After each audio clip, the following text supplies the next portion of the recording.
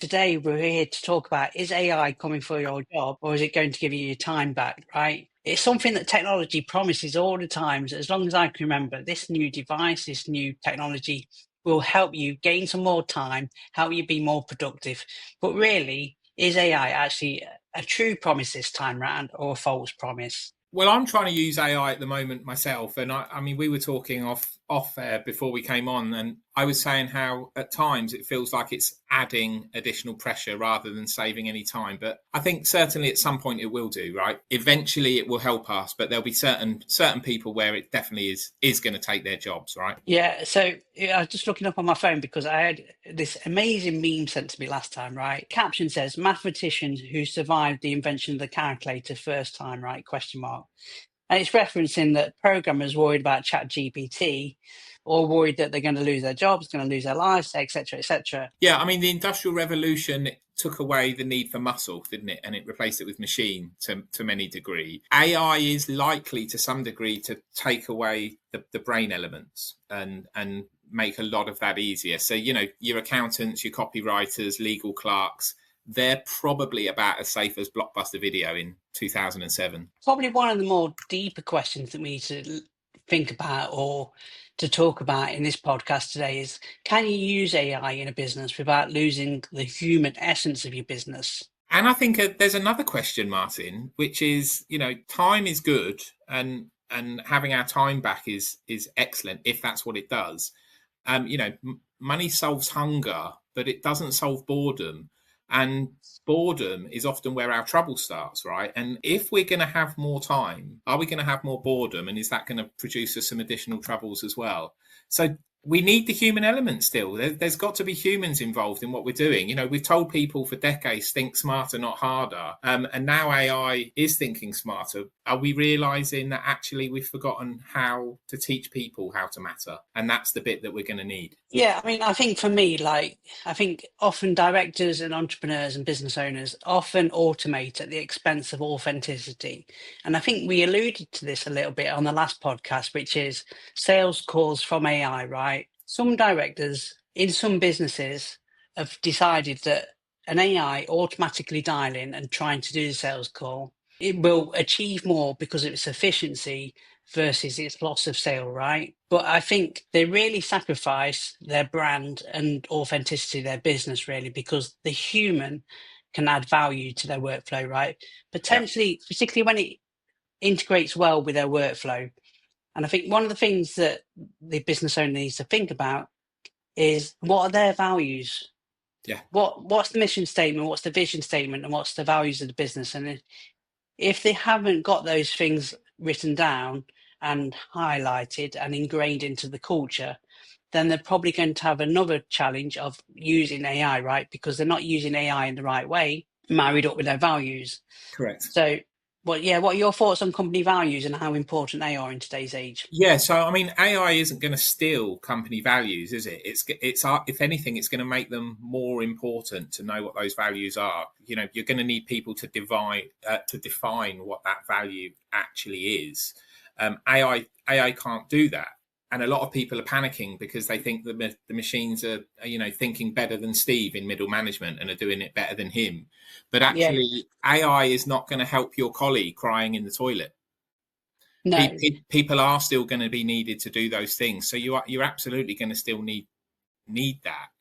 Now, there is an argument: are our cognitive functions replaceable by AI?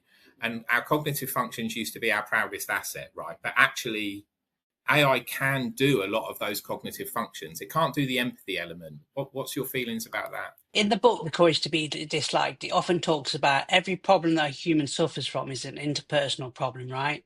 And I want, even if an AI had empathy, had emotions, and I got somebody in a workplace to go and have a coaching session, a one-to-one with their AI robot manager, and I said, well, it's got empathy, it's got emotions, would they actually believe that it's empathetic? Would they actually genuinely think that it's empathetic? They wouldn't, would they, right? So thus it becomes a pointless exercise. At the minute, at least, for the versions that are out there that most of us are using, it doesn't have that ability to pivot. It doesn't have that ability to necessarily hold multiple truths and to adapt those values across context. So that's where the human still comes in. The human is still a bit immune against that sort of irrelevance that the AI can generate or implement with people.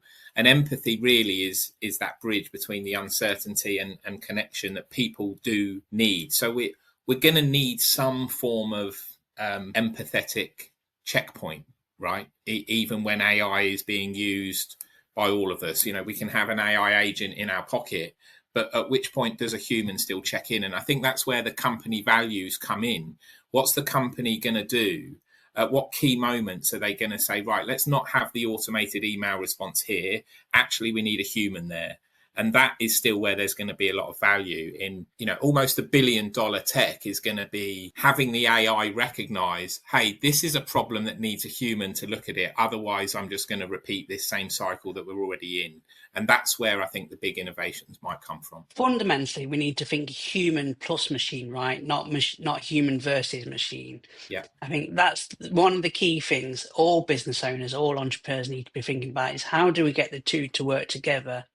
And what are the right points for it to be working together? Yeah. Not it's human versus machine. If I have an argument with my wife and I try and put things right, she knows I'm trying to put things right because I want to put things right, right? Yeah. Right.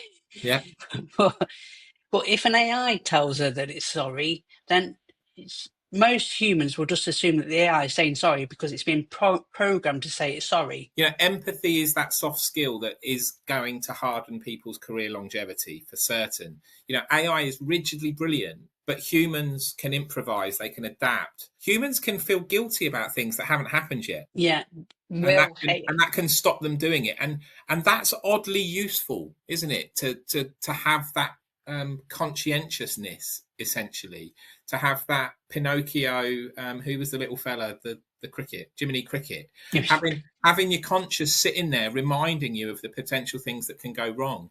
AI is rigidly brilliant at doing the right things. It's not so good at holding the checks and balances. And that's maybe where we can, and leaders of businesses should be turning empathy into a competitive advantage.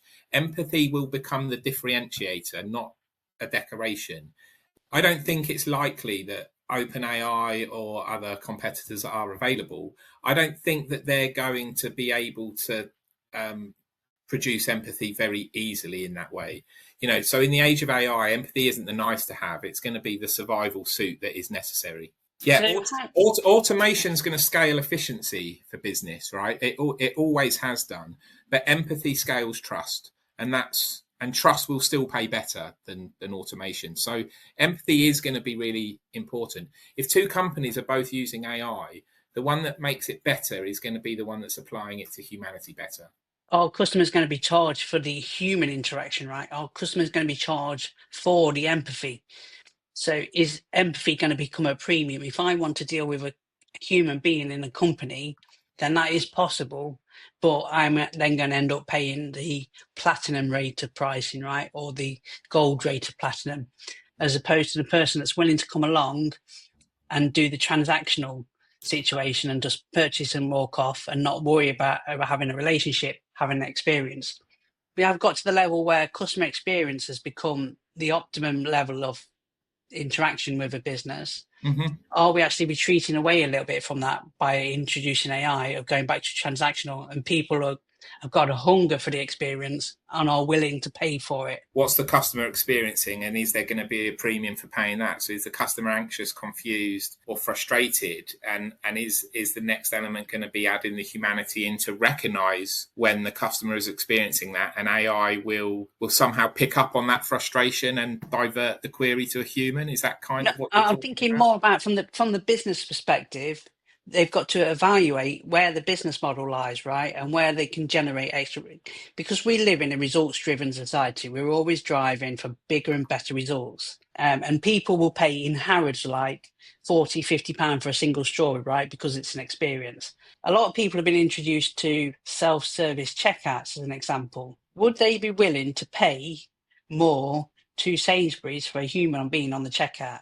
I don't think that generally the consumer market's ready for that kind of thing, but I could imagine Sainsbury's trying to introduce it. Would people pay more for maybe that's what will happen. Maybe that's where the human element will come. You know, if you want to speak to a human when you've got car insurance, that 10% premium. I can imagine it happening very subtly, right? So, in almost a reverse way, that we don't notice that we're paying more for certain things, and actually, what we're paying more for is the human interaction, the human experience, because we've naturally placed a premium on that human interaction, and the business model has changed in line with that to charge more for human interaction, Mm. like VIP status levels, VIP tours. I certainly like the idea of AI being used more like power steering, right? It's there to Yeah. help us move. It's there to help us move faster, but you still have to drive with care. AI is actually already taking the driving seat, and you're not in charge of whether it's driving with care or not. Something else is, and that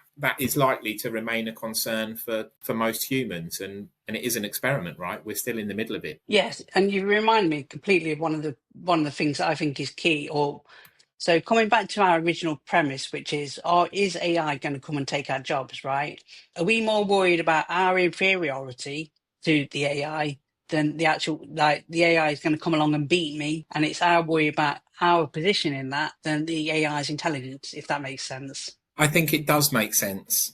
And that's why I think we need to have a human anchoring in meaning. So Yes. AI should take the tasks, and we shouldn't panic about it taking the tasks. We should be pivoting and talking about our value. We should be talking about who we are and what we are as people. So AI can take the role, but it can't take the soul. Yeah, he loves his one word, like I, little you know, catchphrases. I put some AI can thought take the into role, but these. not the soul.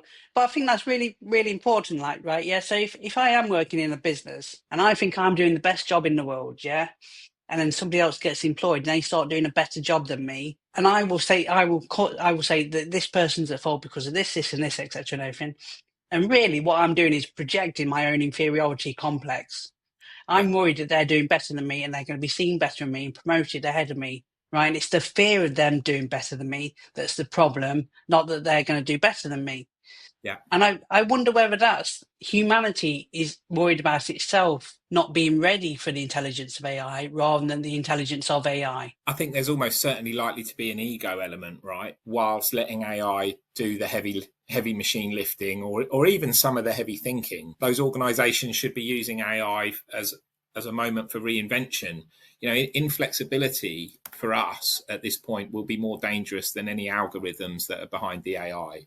We've got to find a way of embracing and adapting it whilst keeping an eye on the safety element. Now, there's a big danger with some of this AI, and I'm not knowledgeable enough really to talk about it, but you know, Geoffrey Hinton definitely does in terms of the dangers that exist. Most of those are still human dangers. Entrepreneurs and successful businesses embracing AI, or even not embracing AI, if they're prioritizing deep listening and empathy and thoughtfulness, then those are ultimately going to probably help manage AI as well. You know, people don't want to outpace AI. They really need to outhuman it. And that's where I think good businesses are still going to be able to do that. There are people out there ringing the warning bells about AI, but it's not going to go away. There's just no way it's going to go away. And I don't think we want it to. But what we do want is some reassurance about how it's going to sit with humans, both in a work environment and outside a work environment, and what that's going to mean. And there is a lot of uncertainty over that. And I think that's okay to have that uncertainty. What are organizations going to do with it? What are governments going to do with it? How are they going to manage this? These are still big questions. I certainly don't have the answers to them. Geoffrey Hinton's been talking about it recently and highlighting different management of AI and regulations, and perhaps where regulations don't exist at all. And that's going to cause a lot of people some anxiousness over it. But ultimately, I still think AI is going to be involving human elements. I do think AI plus empathy is going to help, but I don't think many humans are that great at empathy at this time. I don't think there's great education around mental health. AI can give you the facts. It's not going to teach the interactions around mental health and mental wellness. Really, mental wellness is better than mental health. Mental wellness, when it comes to coping with AI and understanding empathy. Empathy is a huge part of mental wellness. And if we just let AI do it, we're going to miss parts of that. What are you doing to help around the AI space and help people manage that? And in turn, what am I doing around trying to help empathy and mental health? It just so happens I was working with AI to work on my vision statement, my values and my beliefs. Now, I have a strong understanding of kind of like what my beliefs are in terms of business and what my values are in terms of business, particularly my values. I've had those anchored down no matter what I do in business, that my values are consideration, anticipation, results and empathy, right? And that's because no matter what I do in life, I think I should have consideration to either the past, what's occurred in the past and anticipation about what might be about to happen in the future. And I should always be focused on results, right? Business, whether it's a lead KPI, key performance indicator, or a lag key performance indicator, right? We should still be focused on results and getting results. There's no point being in business if we're not going to get a result of some sort. Now, we can have another conversation on another podcast about results I can influence and stroke results that I'm actually in control of. And that's a different conversation. And then empathy, right? I should be empathetic to the person that I'm working with, if it's an employee in my team, or if it's a customer, empathetic to their situation, not sympathetic. As a psychologist, you'll understand there's a massive difference between the two, right? Yeah. And no matter how much I look at my businesses and business, that's the 4 values. They're intrinsic to me as a person. I believe they are. I hope they are. I try to live them as they are. And also what I think business should be. And I gave that to AI, right? And I talked about what my ikigai is and what I wanted to achieve. And for a long time, my ikigai was very much driven by me and my own personal motivations. And my own personal motivation was 24 years ago, I had a kid. And the only thing that drove me was I needed to earn enough money to give him a successful life, right? And then I've got to admit, when he became a teenager and he got a bit older, and he might listen to this bit, he might not, hopefully, but he started to go his own way and do his own thing. And that wasn't kind of the direction or the journey I wanted to go to. It wasn't by any stretch of the imagination illegal or bad or anything like that. Mm-hmm. But he wasn't becoming a Nobel Prize winner scientist, right? He was a long way away from that. So then I realised that no matter how much I coached and tried to develop him, he was going to do his own thing now because he was a teenager, right? And teenagers don't listen to their dad. And again, that's probably another podcast episode in its own right. Yeah, definitely. So the fire in my belly literally went out, right? Because the reason for me being died because he matured. That wasn't his fault. That was my fault for setting an external goal or an external driver to that goal. And actually what I need to do was change that driver to be an internal driver. Mm-hmm. So then I looked again and looked at, okay, so what have I been doing all my life? Well, through one way or another, I've always been helping people to solve problems.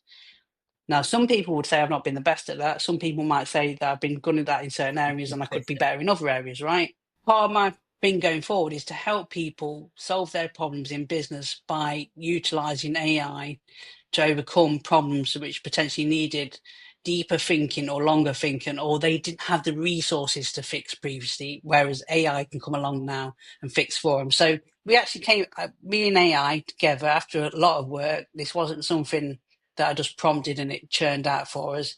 We came up with a kind of a Simon Sinek's belief, right? We spoke about Simon Sinek's, and I read his book several times, listened to his book as well. And we believe in empowering entrepreneurs to thrive by blending the power of AI with a genuine human connection. Because, and I love this bit, because business at its best is always about serving people better. Yeah. And that to me, whether it's written by an AI or it wasn't written by an AI, right? I can read that on a piece of paper and I can authentically say that sings to my heart. Yeah. About what business should be about. Yeah, nice. And there's a load of other stuff on that about our beliefs as well, and etc. And I might go into that in another podcast. But fundamentally, we believe in empowering entrepreneurs to thrive by blending the power of AI with genuine human connection, because business at its best is always about serving people better. So as long as your business is serving people, I think you've got a good business, right? And that's whether it's your team that work for you or your customers, or the perfect role is both of those. And if you're utilizing AI to do that better, quicker and faster, then brilliant, good to you. use it for what it's meant to be. You could have used, of course, it's like a lightsaber. If it's in Darth Vader's hands, it's a deadly weapon. If it's in Luke Skywalker's hands, it can save the day. What I about think, yourself? yeah. So unmasking psychology. You know, we're not anti AI, but we're definitely pro people. And what I'm trying to do, what my goal is you know, I want to educate people around mental health to understand it. Most people, when they hear mental health, think mental illness, which is completely different. Mental illness and mental health are not the same. Mental health we all have on a spectrum from on any given moment to not so good on a given moment. And if it remains not so good for a while, then you end up with mental ill health. What I'm Hmm. trying to do is I'm on a mission to get people to just understand where they are. What's your starting Yeah. point? You can't improve something if you don't know where it's at. So I'm building a load of tools that calling it a wellbeing MOT. We're building some tools around stress, anxiety, depression to let people know where they are. Just very quick, few seconds, answer some questions honestly, and it will tell you where your stress levels are at. It will tell you where your anxiety levels are at. It will tell you where your depression levels are at. And if needed, it will point you towards some tools to help you address them. Um, that's where I'm at, and that's what we're trying to do at Unmasking Psychology. If AI is sparking more stress than strategy, then give us a shout at Unmasking Psychology, and we'll see if we can help you address some of that. Yeah, that's really good. I think I saw on your website the other day, there's a book as well, isn't there, about compliance and mental health. So if you're a business owner or an director of a business and you're worried about are you adhering to the compliances, which unfortunately, in one way, that's where directors start off us. What's Yeah, the compliance yeah, level? What's the legalities that I need to achieve when it comes to mental health? And you do need to know that, and you need to adhere to it. yeah. I You think do, where you're coming from is you do, but knowing that doesn't fundamentally change anything, and putting no, ticking some boxes to say we comply with this, that, and the other actually also doesn't achieve any of those not as results either. authentic as what you want it to be, right? But that's a good starting place for people to go and get that free book from your website, right? Yep, Just at least understand what the legal frameworks are that you need to work to if you're yep. employing people. Yeah. Yeah, and also you know we've got access to some surveys that companies can do so they can see in black and white where is our company at in its mental health journey and what's it doing. And maybe one day we'll be utilizing AI a bit more to help with some of that as well. But at the moment, a lot of that is human interactions, and the people need the human interactions to trust that this isn't just being a tick box exercise, which is Yeah. what AI would be in danger of doing on this front at the moment. Yeah, I guess you've also lined me up there. I should do my own shameless plug to my Definitely. AI quiz, Yeah. right? So I was if going to you're say, watching, how can people find out more about your AI so help that you're offering? we're really starting to build the product at the present moment, and if you visit thesuccessacademy.co.uk, you'll see it on the top, just below the Resilient Entrepreneur introduction. There's an AI readiness quiz. If you take that AI readiness quiz at thesuccessacademy.co.uk, then you'll get a result, and that result will tell you, are you an AI starter? Are you an AI builder? Are you an AI explorer? Or are you an AI leader? And you'll get a little badge, and then you'll get a profile at the end, and it'll tell you not only where you are technically with an AI readiness journey, or where you are in terms of your understanding regarding AI and how to implement it for better results in your business. It will tell you emotionally where you are and how ready you are, and whether you're likely to head to some barriers and some blockers regarding that. And it's a free quiz. It takes about 60 seconds, maybe more, depending on how much thought and effort you're putting into it. Mm-hmm. But it won't take long at all to complete. So go along. I hope everybody's enjoyed episode 2. Lee, have you got any final thoughts for today that you'd like to leave the audience with?